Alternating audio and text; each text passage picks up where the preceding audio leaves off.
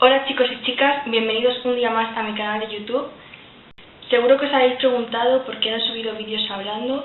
Los que me sigáis en las redes sociales ya sabréis lo que me ha pasado, pero los que no me seguís no lo sabéis, entonces por eso lo quiero contar por aquí. El sábado 3 de septiembre sufrí una caída y me fui a urgencias al hospital que me pilla más cerca, que es el del sureste, en Arganda del Rey. Me atendieron, me hicieron radiografías y cuando me atendió el médico dijo que lo que tenía era un esguince de grado 2 y que no tenía roturas. Eso lo tengo por escrito. Lo que yo no entiendo es cómo en un hospital pueden confundir un esguince de grado 2 con 2 roturas en el pie y con 2 fracturas en la pierna. Yo es que no me lo explico. Entonces, si tienen estos fallos, las personas que vayan muy graves, que estén entre la vida y la muerte, yo no sé qué harán con esas personas. Pero desde luego este hospital tiene muy mala fama, así que si vivís por aquí cerca y vais, yo no os lo recomiendo. Cuando cumplió el plazo de los días que él me dijo para ir a que me quitaran la célula, fui a mi traumatólogo. Y claro, nosotros nos esperábamos que fuera un esguince. Yo sabía que me dolía, pero pensaba que era normal, que podía doler, siendo un esguince de grado 2, que yo he tenido esguinces, pero no he llegado a tener de grado 2. Pero bueno, cuando me quitaron la venda y la escayola, el pie estaba que parecía 4 pies míos llenos de moratones. La lesión que tengo es bastante grave y tiene una recuperación bastante larga. Tengo que estar un mes con la férula y después me van a poner una bota Walker para que vaya pudiendo andar y posar el pie, porque ahora no puedo posar el pie porque se me puede quedar mal. Entonces tengo que ir con las muletas y tengo que tener el pie en alto.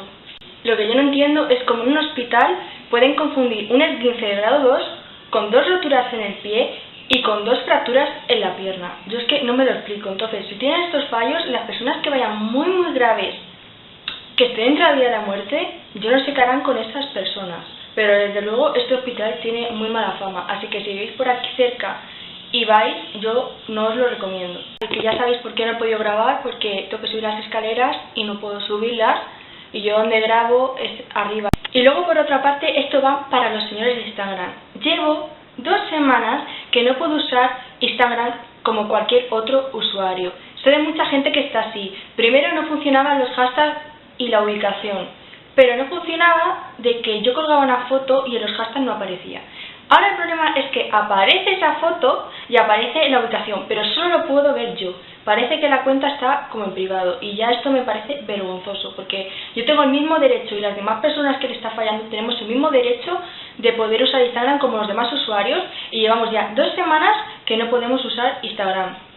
Instagram está para ver y compartir fotos y vídeos, y nosotros no podemos compartir ni podemos dejar que las personas lo vean.